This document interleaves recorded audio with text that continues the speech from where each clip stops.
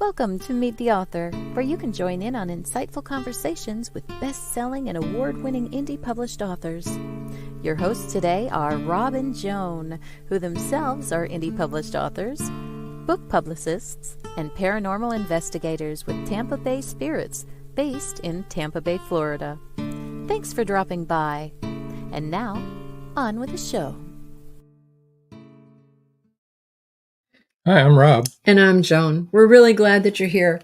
Whether you're watching us live or listening to us on audio or tuning in to Atlanta WDJY, we're really happy that you decided to be in our audience. Paul Hollis says, "Evening, Rob and Joan." Hi, Paul. Good evening, Paul. How are you tonight?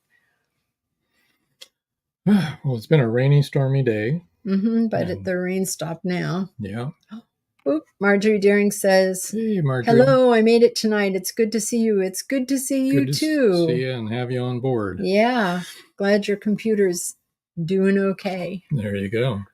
Want to remind everybody tomorrow night, Thursday nights, every Thursday night, 9 o'clock p.m. Eastern Time on WDJYFM.com. You can listen to our episodes there, also broadcasting on 99.1 FM in Atlanta at the same time. This tomorrow is going to be the Magnolia Bluff Crime Chronicles Reveal Part 2 episode with April Coker, Joe Conjal, and Joan and myself. We're gonna be on there too, talking to the Atlanta crew. Okay, and then Saturday is Episode Rewind. This Saturday is Randy Weir's episode, episode 140. That's July 20th. Next week on live is author Dana Wayne. And next Wednesday, we're going to also be on podcast, C.J. Peterson's podcast, Book World, The Great Escape. And that's at 4 p.m. Central Time here in the U.S., 5 o'clock Eastern. Tonight, right after this show, following this show, we'll be on Voice of Indie podcast with Beam Weeks and Gary G's. And so follow us over there. At the end of this show, there's a little tutorial on how to get over to watch and listen to that, to not watch, but to listen to that podcast. And we'd love to have you. You can even ask us questions on the phone. Yeah, you can call in. It's an actual call-in, so you don't have to type in. You can call in. Cool. Chris Christman said, "Good evening, Rob and Joan." Good evening, Chris. Hello. How are you? We haven't seen you in a while. You're looking good. You and your wife are both doing well. Yes. And then next Thursday, 7:30 p.m. Eastern Time, is the Haunted Campfire Tales podcast with our special guest, Angela Eureka Smith. And the month after that, I'll tell you all about everything that happened in Gettysburg. Yeah, our August show. Just a reminder, out now is Just Dying to Glamp. That's Magnolia Bluff Crime Chronicles Book 25 by April Coker. I think it's still 99 cents tomorrow. And also you can still pre-order Catch a Tiger by the Toe by Joe Conjal. That's book 26 in the series. You can pre-order that also at 99 cents. It releases on July 23rd. And like we mentioned last week, Echoes of Memory by Sarah Driscoll. That releases on July 23rd as well. So, George Dismuke says, "I'm here, I think." Well, George, we're really glad that you're here. It appears that you are. Yeah, it's good to see you. I know that you've been having some really rough health issues and went through that hurricane in Texas and no electricity. So I'm glad that you can be here. Yes. And say hello to Nadine and the doggies. Yes. Chris Chrisman says, "It's been a while, minor health issues. I hope you're all feeling better now." And Chris Chrisman also says, "How's your book selling?" Pretty good. It's been doing really good. Yeah. We did Booksy, and it was a nice little bump in our sales with Booksy. Right. So if you haven't tried it, give it a shot. See if it works for you. Chris Chrisman says, "Awesome." Yeah, thanks. Okay, so without further ado, why don't we bring in tonight's guest? Because we're kind of limited on our time tonight. Yeah, because we have to We have to boogie. book out to Right. be on the other program. So we're going to bring in Joe Lewis. Yeah. Hi, Joe. Hello. Thank How you are for you having doing me. tonight? Just Oh. fine. We're doing great. How are you doing? We're surviving a little bit of weather here, and it looks like it, for the most part, it's gone. Good. Same Yeah. here. It's Good. been storming all Yeah. after. I mean, big thunder bumpers. I think it's even stopped raining, so that's kind of nice. Mhm. Chris Chrisman says, "I will give it a shot." Thanks, Joan. Yeah, it was better than we anticipated. It bumped us right up to the top. Yeah. I know people said they were even getting notifications recommending our book, so we were like, "Well, okay." Thank you, Amazon, which they've never Chris done that Chrisman before. says, "Hi, Joe." Hello. Nice And meeting you. Paul Hollis says, "Hi, Joe. Welcome." Hi, Paul. Well, enough about us. Let's talk about you. So, tell us a little bit of when you started writing and why you started writing. I think I actually started writing back in 6th grade. We had this teacher, Sister Joseph Marie, who would, on a 3x5 or 4x something note card, she would put 3 or 4 paragraphs. And the idea was, she called them story starters. And if we were done with our seat work, or if we're done early with a test, we wouldn't get credit for it, but we could grab one of the cards off her desk. And the idea was to finish the story. Again, with no credit, no extra credit, anything like that. She would give wonderful feedback, and I just ate those up. Whenever she had new ones out, I would grab one and I'd be writing. So I actually started about in 6th grade. In high school, I wrote for the paper. I had a short story written and published. It was the first and only short story I actually wrote in 1987, called Dusty and Me. And then I had the idea. I was a counselor at the time for about 11 years, and I volunteered with the Wetterling Foundation for stranger abducted children. And my job, my role as an adjunct educator, were to teach parents how to take care of their kids, teach kids how to take care of themselves, and then any kind of caring adults, what they can do, signs to look for, things like that. And then when I had our own children, Will, who we adopted from Guatemala, and our daughter Hannah, after we were married, I, instead of seeing Elizabeth Smart and Johnny Gosh and Eaton Patz and those kids, I started picturing my son Will and my daughter Hannah, and I had to pull back a little bit, but I always wanted to tell that story. So in 2014, my first book, Taking Lives, came out. It was a prequel to a trilogy about missing kids. And then the book that we're talking about tonight came after that particular series of Stolen Lives, Shattered Lives, and Splintered Lives. And I've just been writing ever since. I tell people that it's kind of like giving birth, even though I have not had that privilege. But from idea to publication, it's about 9 months to a year. So I've been, from then on, from 2014 to now, it's been about one a year. Good for you. That's great. That It's is been great. fun. Yeah. I'm glad that it's been fun, but it's work. Oh my gosh, yes. It's not easy. And the misnomer is that, you're going to get rich fast by writing. Exactly. That's the reaction I get from seasoned authors. Every author in the listening is laughing hysterically right Absolutely. now. Yeah. I think the marketing is the thing that really throws every author when they realize, whoa, yes, this is more work than writing the book. And the book is a lot of work. It's research and go. And when you spend 9 months or a year, from idea to actually publication, and then you realize that an ebook, and that's what 7, 8 out of 10 books that are sold are ebook or whatever, and you're looking at $2.99, $6.99, or 99 cents. You are not going to get wealthy fast. But to those of us who write, we write for the pleasure. We have a story to tell, and we write that story. Absolutely. That's what we tell people all the time. I mean, Kindle Unlimited too, that's a really good thing for us, Mm-hmm. It that brings money in every month. Yeah. People Yep. read it and Yeah, then that adds we get up. paid for it. It adds up when you're doing 3,000 to 4,000 pages a month. Mm-hmm. It's not a huge amount, but I mean, No, it's something anyway. but Yep. but as you said, someone's reading your book and Right. apparently enjoying it because they're finishing it, and and that's really nice.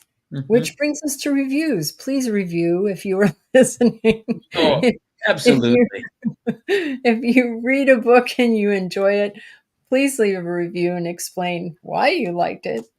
Yeah, it's our lifeblood, and it's that encouragement that you get. Even a mediocre or poor review at least lets the writer know that it was read by somebody.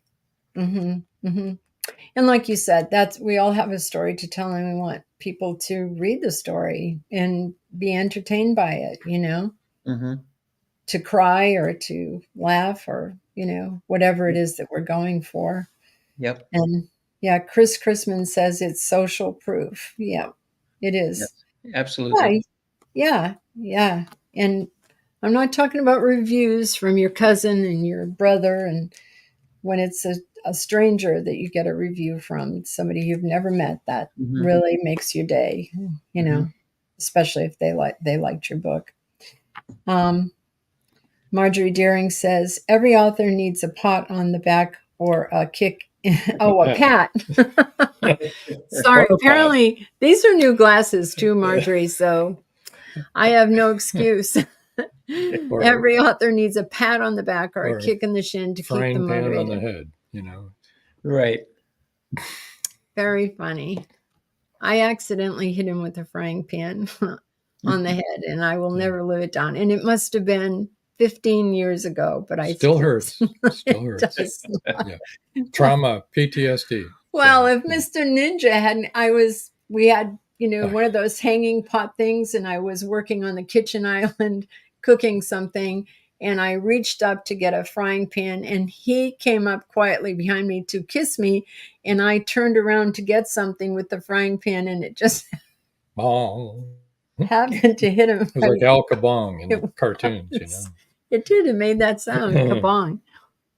But anyway, yes. So frying pan I didn't in the head. I didn't get amnesia. I still remember it. I didn't hit you. I turned around with a frying pan in my hand. Mm-hmm. Right. If I'd hit you, you would have known it. Oh, I knew it. I knew it. Okay. It wasn't that bad, people. I'm telling you right now, it really was not that bad. Let's talk about Joe's books. I'm much rather for that. Oh my Lord. Okay, so Taking Lives, that's about abducted children, right? Yeah. The what happened was my previous publisher wanted Stolen Lives. That's the one they really wanted.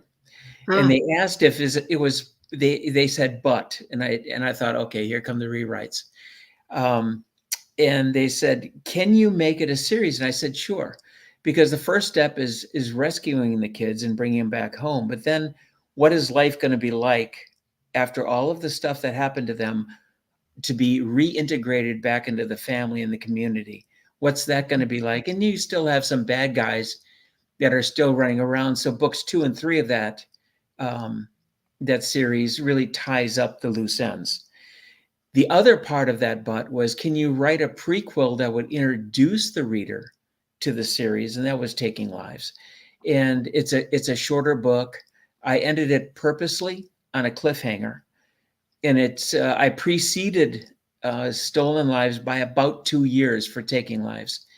And it introduces 3-4 main characters that appear pretty much through all of my writing, like Baldacci or Patterson or Sanford. I carry my characters from book to book. I might spotlight one or two differently from book to book, but each one is a different adventure, and it will highlight one or two of the different characters that I have. And the storyline is two kids, 13-year-olds, are abducted off a safe suburban street, and FBI and law enforcement feel that they need to find the kids within 24 to 48 hours, Yeah. or they don't find them at all, or sometimes they'll find them dead. Yeah. What people don't really realize is that there's a 1/3 to a little bit larger than that of missing kids actually are found alive and are brought back. And so I really wanted to accentuate that. It was a promise I made to my youngest daughter, Emily. I was going to off one of my characters, and Emily said, "You can't do that." And I said, "Well, life sometimes is not pleasant, and it doesn't always have rainbows and wrapped up in a nice bow. It doesn't have a Disney ending." And she stood up, pointed her finger at me and said, "Well, it ought to be. And if you off this particular character, I'll never read another book of yours." And okay, so my deal was that my books will always end up hopeful. And the main characters, my patchwork family of adopted kids, will survive from book to book. I might put them through the ringer, but they're going to survive. Now, you said you dealt with some of these kids personally when you were doing counseling. Did you? Yes. The stories, the vignettes, the scenes in each of the stories, while it's fiction, the ideas came from kids and parents that I've talked with or shared their stories with me. And so you are getting kind of a fictionalized account of the things that took place. In Caught in a Web, which came after the series, it came out in 2018. That particular book is based upon my years as not only counselor, but also as an administrator. For 23 years, I was a principal. And it's modern day. It's drugs, gangs, revenge. And the kicker is a 14-year-old boy is a target, doesn't know about it. MS-13 wants some revenge, and he doesn't even know what the revenge is about. Law enforcement doesn't even know. For the longest time, they didn't even know MS-13 was involved. They just wanted to find out who was putting drugs out on the street and put an end to it, because kids were dying, like they do nowadays. In any high school, in any middle school, you can certainly find the dealers. You can find the kids who are using. And that's really what that story is about. The idea came about, I was reading the newspaper. On the front page, it was talking about the rise of heroin and fentanyl deaths among adolescents. Oh, And my gosh. it's huge. And then a couple pages further, it was the rise of MS-13 in our area in north central Virginia. It's just kind of creeping down, and it's getting lower and lower into the grade levels, middle schools, high schools. And the idea came is to combine the two into a story, and that's how Caught in a Web was born. Wow. Well, on that wonderful note, and plus, I do want to show you this comment. You can answer it when we get back. Sure. Chris Chrisman said, "Okay, the question, plotter or pantser?" We have to take our first commercial break, but we will answer that when we get back. Sure. So don't. Oh, you left a lot for us to think about Right. during the Plus, you're going to commercials. read from Caught in the Web when we get back, right? Yes. Yes. Okay, cool. All right. So we'll be right back, folks. Don't go away. It's 1919, and Eric Laska returns from the war in Europe. Two new enemies await him in the small coal mining town he calls home. One is a threat to his relationship with Rebecca, the love of his life. The other, a bloodthirsty beast, is stalking the mining town residents. The townspeople suspect Eric of one of the killings. An old man and Rebecca's 11-year-old sister have seen the beast, but only Eric believes their story. To protect the town and clear his name, he's forced to prove the werewolf exists. Available on Amazon. The Horror Within by Marjorie Swift Doring. Profiteers are preying on displaced souls who seek freedom, sacrificing everything. Wanting to give their children hope and a future, but they wrongly trust on a roll of loaded dice. Teens are picked off and sold into slavery. Cartels offer the choice to strong young men to move illegal drugs over the border or die.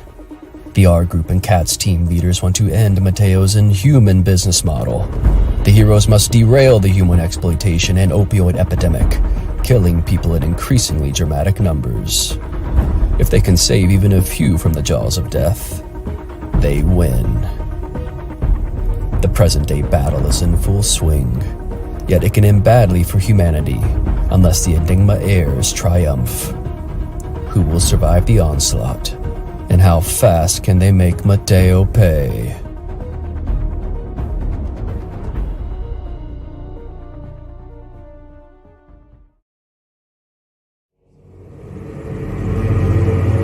Many secrets are hidden within the darkness of the jungle.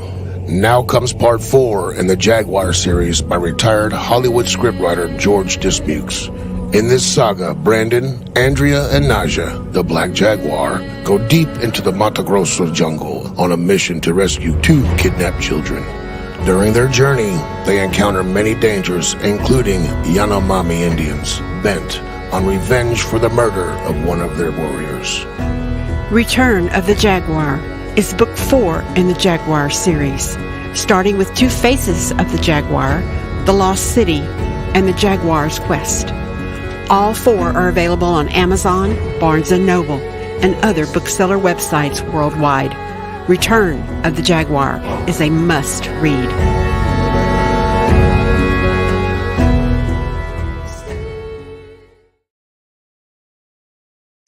And we're back. We are. All right. So first of all, let's get to the question: plotter or pantser? I am a pantser. What I do is I start out with an idea. And as I write, I really believe strongly that character drives the story. And setting is key to that. And what I do is, let's say tonight when I write, what I'll do is I'll read what I wrote the night before. And it does 2 things for me. I can do some minor edits. I can rearrange sentences, things like that. But the main thing it does for me is put me in the mindset of what I'm about to write. And I do that every single time I write. I read the previous work. That's just something that works for me. But I do, I'm truly a pantser. What I do is I will come up with an idea, the character, and I kind of let the characters play. And there are sometimes it works out great and sometimes it does not.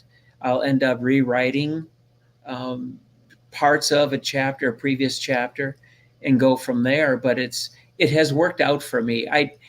To me, plotting or outlining it's not only time constraint, it takes away from the actual, what I feel is creative part of me.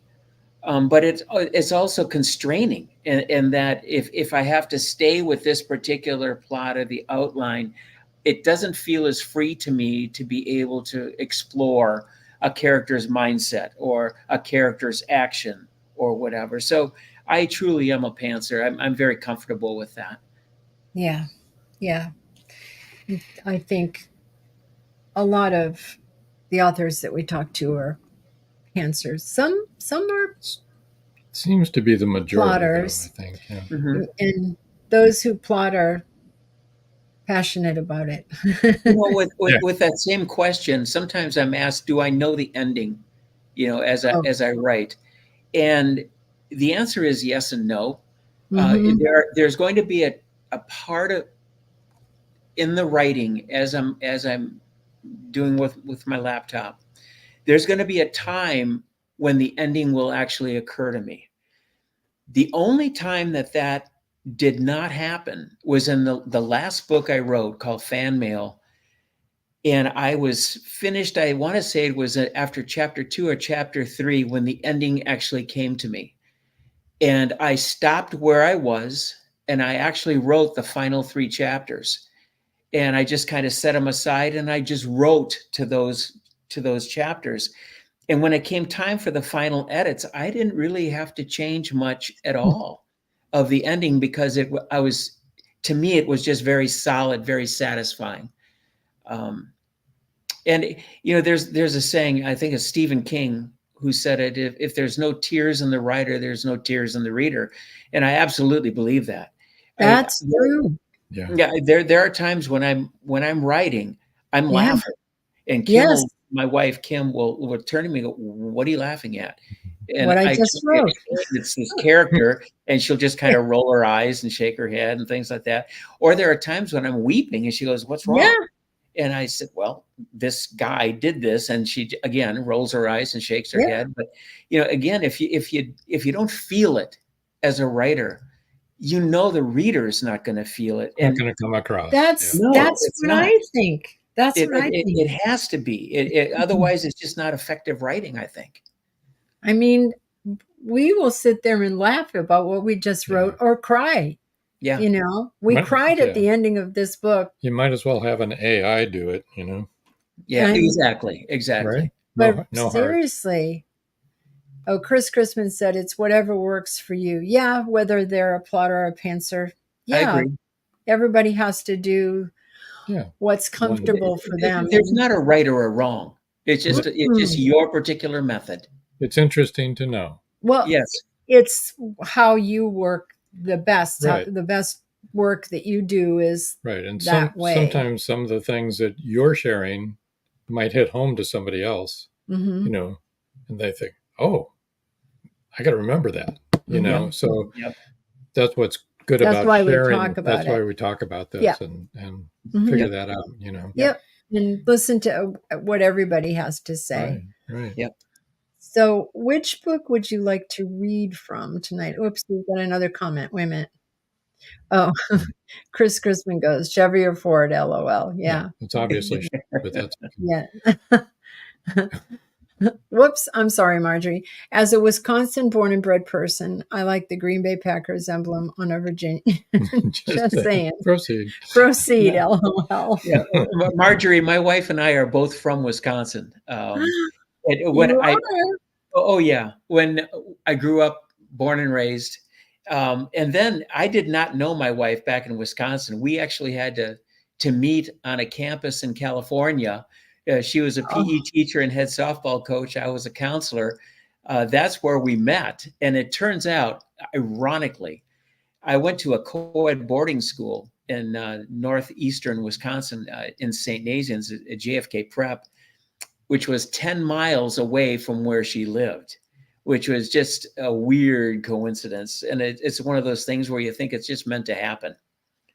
Yeah, but we're Wisconsinites and dyed in the wool Green Bay. That is so funny. We are going to Wisconsin in August. The way you pronounced it is exactly right. I know. There you go. Well, his family is from Wisconsin, so we're going up there for the wedding of one of our nieces, and so a whole bunch of us are going up there, and we're going to stay for a while, and yeah, we have to teach them how to speak properly. I remember one of the cousins was staying with one of our kids once, and they were sitting in the bedroom, and the cousin from Wisconsin said to our daughter, "What's in the bag?" And our daughter said, "What?" And she said, "What's in the bag?" And our daughter said, "What's in what?" And she said, "What's in the bag? You have a brown bag over there. What's in it?" And our daughter goes, "I don't know what you're talking about." And so the cousin gets up and walks over and picks up a paper bag. And our daughter goes, "A bag? That's not a bag. That's a bag. And she said, that's what I said, the Right. bag. Yeah. So, Accents are so funny. we've all learned to speak Wisconsin just to fit in. D.G. McCool, Hey, Bill. author, said, yes, it's good to see you. By saying you will never kill off a key character, do you feel that might remove some of the unexpected for the reader? I'm going to qualify my statement by saying at this time, there might be a time when a character does pass away, because to me, that's life.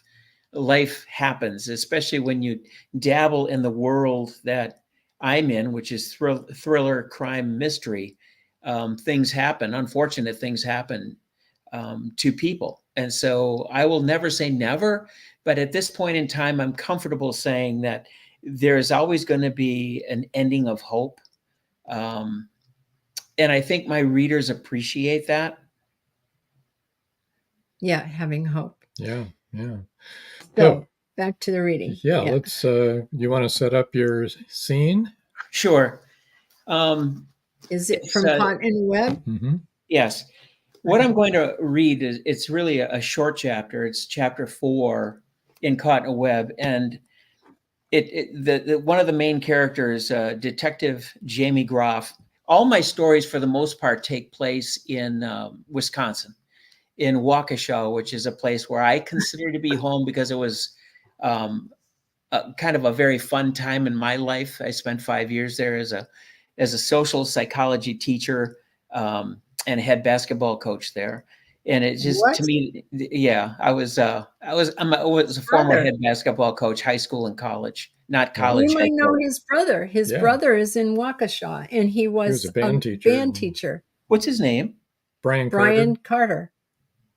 No, I don't know that name, because I left in mid '80s, and that's when I went out to California. So Okay. no, okay. that name probably came after me. Yeah. But at any rate, this character is a cop, a detective, and he was pulled out of bed because there was another missing kid, another deceased kid found behind a store in an alley. And so he rolls up in his squad car. It says, Groff drove around to the back of a strip mall, spotted flashing blue lights mixed with red flashing reds, and a small huddle of cops and little clouds of breath coming out of their mouths as they spoke to one another. They stood around stamping their feet to keep them from freezing and turning into cement blocks. He rolled to a stop just outside the yellow tape and decided to leave his squad car running to keep it warm. He grabbed his traveler cup of hot coffee and got out, shutting the door behind him with a metallic thunk that didn't echo in the dark night. It was that cold. He spotted the ME, turned up his collar with his free hand, and hunched his shoulders as he walked in that direction. Ike, he said with a nod. Mike Eisenhower, whom everyone called Ike, was in his 60s and bald except for a fringe of snow-white hair that ran around the sides and back of his head like a misplaced halo. He was short and a little stooped, but his mind was clear and sharp. I will never understand the attraction, Jamie. I don't get it. What do we have? The older man shook his head and said, a middle school kid, maybe 11 or 12, on his back, head to the side in a puddle of frozen puke, with snot frozen on his face. That's what we have. What the hell is the attraction of drugs when it ends like this? Cause of death? Groff caught the old man's frown and corrected himself. Tentative cause of death? OD, some sort, I'm not sure what though. Time of death? The old man shrugged and said, the kid is frozen stiff. I'd say 4 or 5 hours ago at the least. But because this is so damn cold, I can't pinpoint it for you until I get back to the office. Do you have a guess as to what drug it was? He shook his head and said, I'll do a tox screen and be able to tell you for sure. Eisenhower's office was in the basement of Waukesha Memorial Hospital, a 5 or 10 minute drive away. Groff squatted down next to the boy, blonde, skinny, wearing only a hooded sweatshirt, no hat, no gloves, no boots, a pair of Jordans on his feet, his upper lip and cheek coated in icy snot. The pavement under his head was frosted in yellowish or brownish puke, depending upon how the light hit it. The boy's eyes and mouth were partially open. A lovely picture of another dead kid added to the collection of dead kid pictures Jamie had stored away in his head. Not that he wanted to hold onto any of them, ever. No fucking way. Thanks, Ike. You have my number, Groff said as he strolled toward the huddle of cops. He recognized most of them and said, guys, anyone catch any radio chatter on missing kids? Kids who didn't show up after dinner who might have snuck out at night? They stamped their feet and shook their heads and muttered no. Okay, I need all the dumpsters checked for anything that might fit the crime. Look for anything out of the ordinary, anything that doesn't quite fit. I'll need pictures of boots and shoe marks and any tire treads. Again, look on the ground for anything that might fit with the crime, anything out of the ordinary. Later this morning, I'll need some of you to canvass the neighborhoods in the 3 or 4 block radius. Ike said the kid might be a middle school kid, 11 or 12 years old. I'm guessing unless this is a dump site, he'd live close by because he isn't exactly dressed for a long hike, not in this weather anyway. As he walked away, he said, whoever decides to canvass the neighborhood can go home. Start at 8 in the morning. That'll give you a couple of hours of sleep. Jamie poured the coffee out of his traveler cup onto the frozen pavement, no longer thirsty and sure as hell not hungry. Wow. That's rough. That must be difficult to write. Yes, it is. But having seen things like that, the pictures don't leave the head. When Groff said that, another dead kid with the collection of kids in his head, that was very personal to me because of with my background as a counselor and as a principal, things that I've seen. Yeah, and can't unsee. No, once you see it, it's there. Yeah, and Waukesha isn't like downtown Milwaukee either. No, it's about 20, 30 miles west of there. Yeah, so it's a lot different environment, and to think that those things, I think a lot of people don't realize those things go on. Right. Yeah, parents can be very sheltered. Parents can think, actually, they're sometimes oblivious as to what kids are actually doing nowadays. Especially in suburbia. And they think it's never going to be my kid. Absolutely. But it can always be your kid.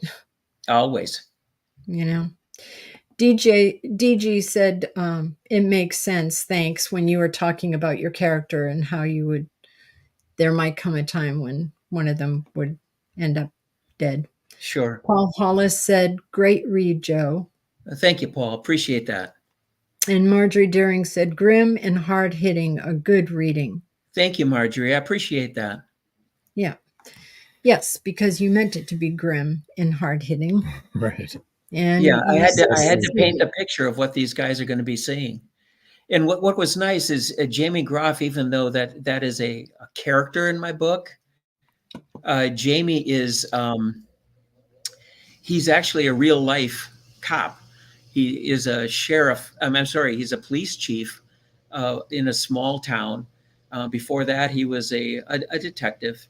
And so he shared with me a lot of stories and a lot of police procedures. He's one of my go-tos when I'll say something like, what happens if I want to paint this picture, so to speak. He'll actually give me technique and things like that. So he's been very helpful. So I kind of obliged and said thank you by using his name in my books. Cool. We need to take our last break here, and then we need to talk a little bit about your other books and what you got coming down the pike.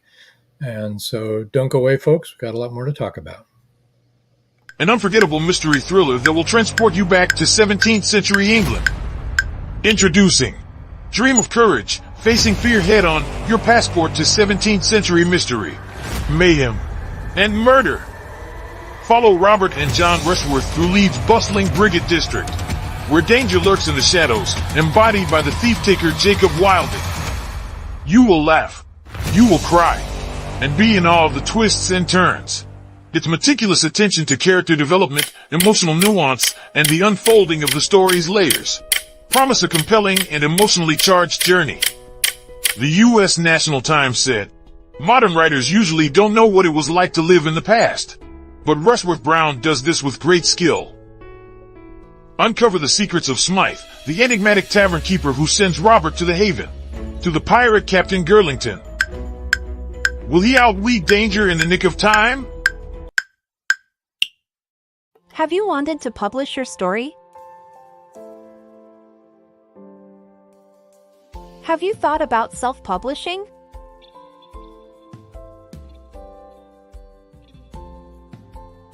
Today is your day. 5-star Amazon review. Self-publish your ebook on Amazon for free in 2024. This ebook is available on Amazon by Becca L. Jones.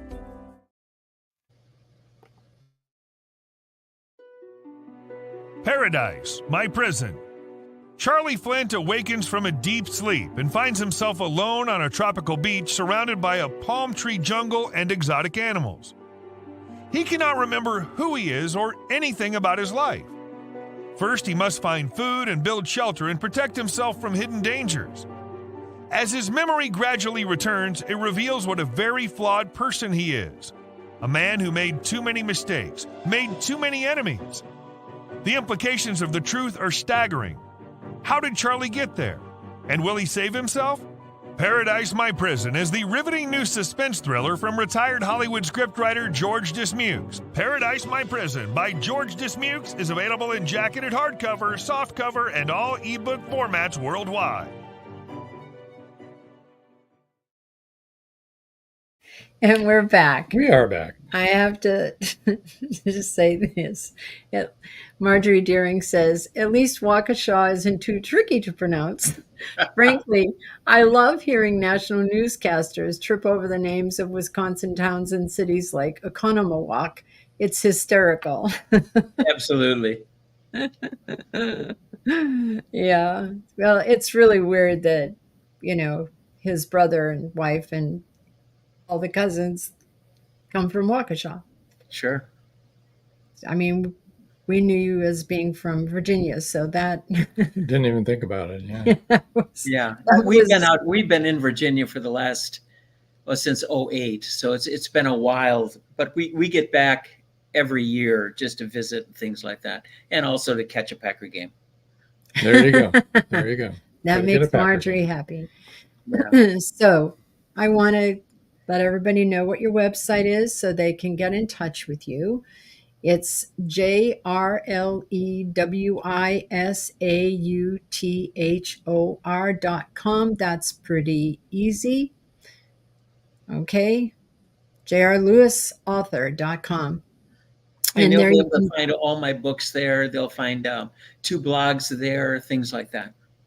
And like every place, links. all your social media links where they can follow you and, subscribe if you have a YouTube or whatever. Sure. Is there email contact on there too, so that they can write to you if they need to? Yeah, there's a they can actually write a note and I'll get it. Awesome. Good. That's good. That's fabulous. So you had some other books that we talked about. Between the one that's coming out at the end of this year, the very beginning of next, is called Black Yé'ii, the evil one. In the Navajo world, a Yé'ii is a spiritual deity, and there are many of them. The one that they don't like to talk about is the Black Yé'ii, because by doing so, the Navajo feel that they're inviting this evil into their lives. And the premise behind Black Yé'ii is actually a sequel of sorts to the book I read from, Caught in a Web. Now, between this one, Caught in a Web, and the new one that's coming out, there was Spiral into Darkness, there was Betrayed, there was Blaze In and Blaze Out, and then there was Fan Mail. In Black Yé'ii, at the end of Caught in a Web, the police fabricated a story about the night 4 members of MS-13 died in a tiny home in a quiet city street almost 2 years previous. George Tokay, one of my Navajo boys, and his friends were supposed to not share the secret about what really happened that night. No one was supposed to know the truth, but someone talked, and now MS-13, ruthless and wanting revenge, is back in town and people are dying. And then I asked the question, can detectives Groff, O'Connor, and Esselman find the killers and put a stop to the killing before anyone else dies? And that's the premise behind Black Yé'ii. Well, MS-13 would be a black Yé'ii as far as I'm concerned. Oh, absolutely. Absolutely. They are a very evil, very, they control the sex trade, the gun trade, the drug trade from Chicago all the way up into Door County in Wisconsin. So in Don't they Wisconsin. come from Europe They were, originally? they're from El Salvador, but it El actually Salvador. originated in Los Angeles as a kind of protection of the immigrants there, and it just branched out. And it's the more deadly, the more lethal, the better the lesson they teach, so to speak. That's what they live by. Yeah, they're a gang. Yep. Not a cartel. Oh no. In case someone hasn't heard about them, but yeah, and cartels will sometimes employ them, as couriers or as enforcers, things like that. But they are kind of a homegrown product started original from the El Salvadorians who had immigrated to the United States. I'll tell you, most of us live blissfully unaware of all the things going on around us. See, right now, my wife has been at a middle school since '08, fall of '08, and I work there part-time as a counselor now, and we're finding MS-13 in the middle schools, and we know that's in the high schools, and they're now in the middle schools, and it's tragic, and it's very, very unfortunate and very dangerous. Yeah, that's horrible. Tampa, where we live in a suburb of Tampa, has a huge problem with gang violence and sex trafficking, and it's really bad. Mm-hmm. It's the underbelly of all of the beautiful palm trees and the beaches and the white sand and Tourists. Yeah, Did it have to be eating tourists? ice cream. Yeah. And then all of that is going on. Yeah. Sure. So you write about all of that. Yeah. So on a serious note and a non-writing note, what would you give people who have children? Do you have any advice for them as far as what to look for? Red flags, so to speak. Anybody that's hanging around with older kids, if you're a middle school kid or elementary kid, you need to ask the question, why is this high school kid or this adult hanging around my kid? Look for tattoos, any surprise gifts, late at night, surreptitiously leaving the house. Be aware of what social media they're on. Find out who they're contacting, what their contacts are in their cell phone, if they have a cell phone. Those are all things parents really need to do. It's not a matter of being distrustful of your child. It's a matter of protecting your child. And that has to be the view of today's parent. And it's really in anywhere, because gangs are prevalent everywhere. They call themselves different names, things like that. Even my first principalship in Sturgeon Bay, Wisconsin, we had an alleged gang up there. They were, I would call them, for the lack of a better word, inept about what they did and how they went about it. And they've gotten better as time went on, but you find them anywhere. Small town, big town, doesn't matter. Right. They're everywhere. Mm-hmm. It's scary though. I know all of our grandchildren have been homeschooled. Our youngest two, we homeschooled, and because of a lot of this type of thing. You know, Irish Catholic from Boston, so we had a lot of Leos in the family. So you know things Sure. that you'd really rather not know. Yeah. Yeah. So, yeah. And believe me, all of our grandkids are very well socialized. Good. Right. Good. don't, don't worry about that. I know that people always ask that question. Two other questions that I normally get whenever I do presentations and things that they'll ask, are you in any of your books? They're asking, do you write about yourself?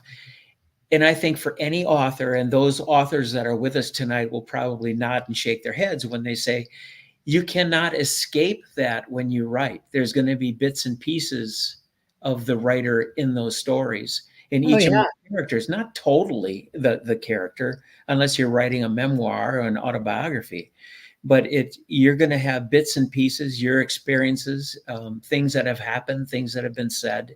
They're going to be in your writing. So I think that's typical for any writer out there. You write what you know. And for me, I'll be going into my 49th year in education. I know school and I know kids from middle school all the way up, and then having the three of my own. I think you write what you know. Mm-hmm. Yeah. Do you find that with that 49 years experience, has it,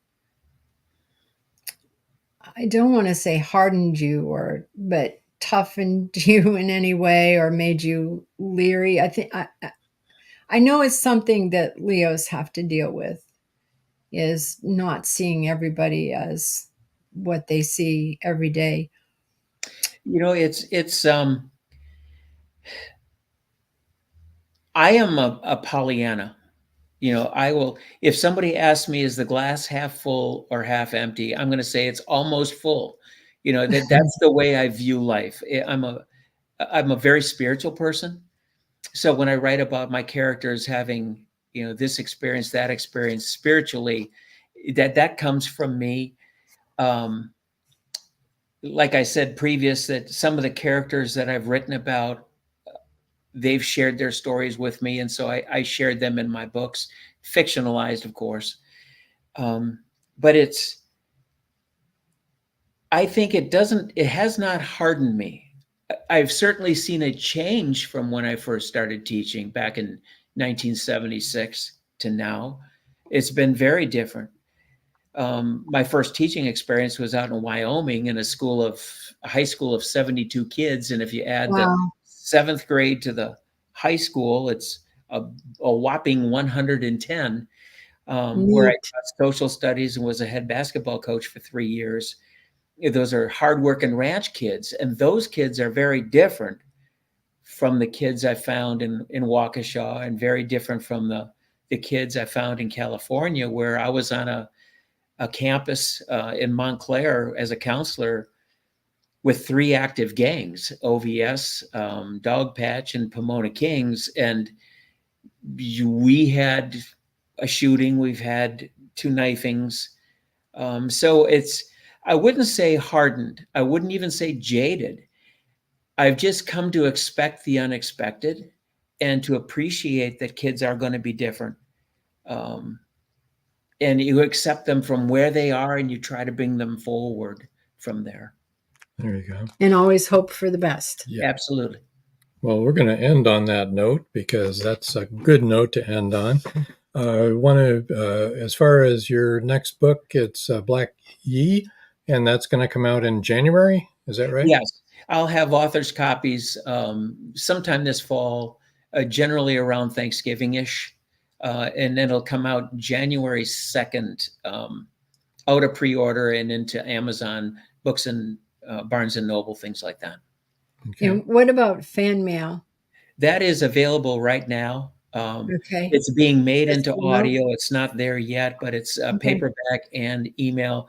That is one of my favorite books because it really tells the story of the Evans family and helping things happening in that particular family where a 16-year-old boy takes it upon himself to try to keep the family together almost to his own demise. And so it's really one of my favorite books. Okay. Well, a lot to look forward to. Paul Hollis says, frying pans down. Yes. Another informative show. Thanks, Rob, Joan, and Joe. Thank you, Paul. Thank you, Paul.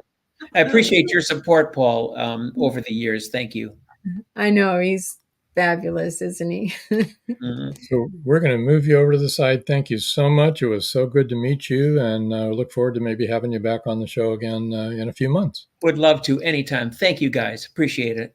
That's been a lot of fun. And don't forget, try and come on over to Voice of India.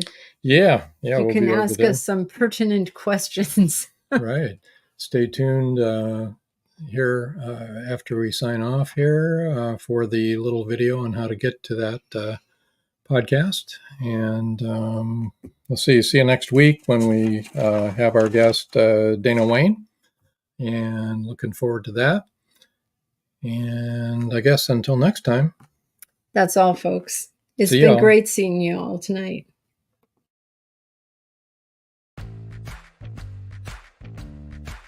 Live every Wednesday, your Voice of Indie hosts Beam Weeks and Stephen Gees welcome authors, musicians, publishing industry pros, artists, and assorted creative guests for an exciting interactive hour. Call in during the show or post questions and comments on Twitter for responses in real time. Meet your favorite indie creators, learn inside tips, network, and promote your work. The link for each week's show is pinned on Twitter atop @VoiceOfIndie, and you can receive the link every Wednesday morning in your inbox by subscribing to our newsletter at freshinkgroup.com. Check out Voice of Indie every Wednesday on Blog Talk Radio and catch hundreds of episodes archived everywhere from our websites to our YouTube channel and Spotify. Thank you for joining us here on Meet the Author. Make sure you stay up to date with our show by clicking like, follow, and share. And you can find us on Spotify, iTunes, and more. See you next time on WLFE-DV.com.